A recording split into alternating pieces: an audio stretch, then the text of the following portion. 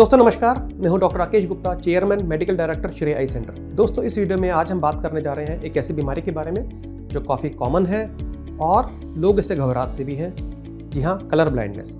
Colour blindness या colour deficiency एक ऐसी बीमारी है जिसमें हम कलर्स को पहचानने में कंफ्यूज हो जाते हैं। व्यक्ति को सब दिख रहा होता है, उसकी नज़र की विजुअल एक्यूटी भी ठीक हो सकती है, विजुअल फील्ड भी ठीक हो सकती है, लेकिन केवल नज़र का एक पैमाना जिसे कलर विजन बोलते हैं वो डेफिशिएंसी होता है। अब वो कंप्लीट या इनकम्प्लीट हो सकता है। तो लोगों को हो सकता है सब कुछ ब्लैक एंड व्हाइट में दिख रहा हो, या हो सकता है कुछ कलर्स को पहचानने में दिक्कत होती है।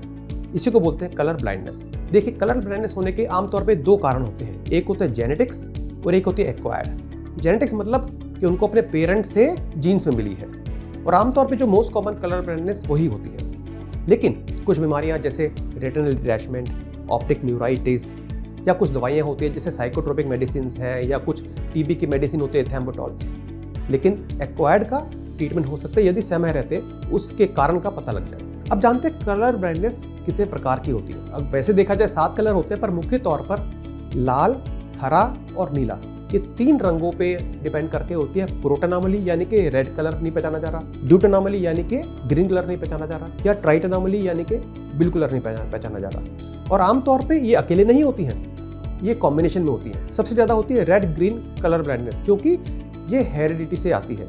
और यहाँ पे एक इंटरेस्टिंग फैक्ट ये है, ये हमारे XY क्रोमोसोम से जुड़ी होती है, क्योंकि कलर डेफिशिएंसी जो रेड ग्रीन वाली होती है वो मेल्स में मैनिफेस्ट करती है, लेकिन गर्ल्स उसकी कैरियर बन जाती है। यानी कि यदि किसी के फादर को कलर ब्लाइंडनेस है तो उनकी बेटी के शरीर में वो जीन आ जाता है, और वो जीन उसके बेटे में चले जाता है, यानी कि 3rd जनरेशन में। बेटी को लक्षण नहीं होंगे, लेकिन फादर को और बेटे को दोनों को लक्षण हो सकते हैं। लेकिन मैं बताना चाहूँगा इसमें घबराने की बात नहीं है, क्योंकि जो कलर ब्लाइंड लोग होते हैं वो मुख्य तौर पे अपने जीवन सामान्यतः निकाल लेते हैं। लेकिन यहाँ ये समझना जरूरी है कि उनको अपने प्रोफेशन को सोच समझ के चूज करना चाहिए। जैसे यदि कोई रेलवे के लिए जॉब अप्लाई कर रहा है तो उनको कलर पे डिपेंडेंसी होती है। कोई पायलट बन रहा है 2 कलर पे डिपेंडेंसी होती है।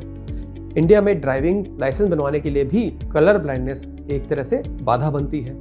लेकिन यदि आप रूटीन काम करते हैं, आप कोई कंप्यूटर बेस्ड जॉब कर रहे हैं, या कोई आप CA बनना चाहते हैं, यदि आप इंजीनियर बनना चाहते हैं और आपका काम कलर पे डिपेंडेंट नहीं है, तो आप हर प्रोफेशन के लिए फिट होते हैं। अब बात करते हैं कि कलर ब्लाइंडनेस की डायग्नोसिस कैसे होती है। इशिहारा चार्ट आता है, इसमें अलग अलग तरह के डॉट्स होते हैं कलर के, और उन डॉट्स के कॉम्बिनेशन में ही कोई नंबर छुपा होता है। यदि वो नंबर को पहचान पा रहा है, इसका मतलब उसको कलर ब्लाइंडनेस नहीं है, और वो नहीं पहचान पा रहा है, इसका मतलब उन कलर के कंफ्यूजन की वजह से वो जो नंबर का पैटर्न है वो उसको नहीं दिख रहा है। इस टेस्ट से बहुत क्लियर हो जाता है कि कलर विजन डेफिशिएंसी है या कंप्लीट ब्लाइंडनेस है। हाँ, क्वांटिफाई करना चाहते हैं यदि कि कितनी कलर ब्लाइंडनेस है, तो उसके लिए अलग अलग टेस्ट आते हैं। हैंडेड ह्यू टेस्ट होता है, और कई तरह के ऐसे टेस्ट होते हैं जिनसे कि कलर ब्लाइंडनेस की क्वांटिटी भी चेक की जा सकती है, यानी कि कितनी कलर ब्लाइंडनेस है। अब बात करते हैं ट्रीटमेंट की। तो देखिए, मैं बताना चाहूँगा कलर विजन डेफिशिएंसी या कलर ब्लाइंडनेस का कोई ट्रीटमेंट उपलब्ध नहीं है, क्योंकि ये अनुवांशिक आता है। आपके रेटिना में कुछ सेल्स हैं जो पैदाइशी अवेलेबल नहीं है, या वो वीक है, तो उसका कोई ट्रीटमेंट अवेलेबल नहीं है।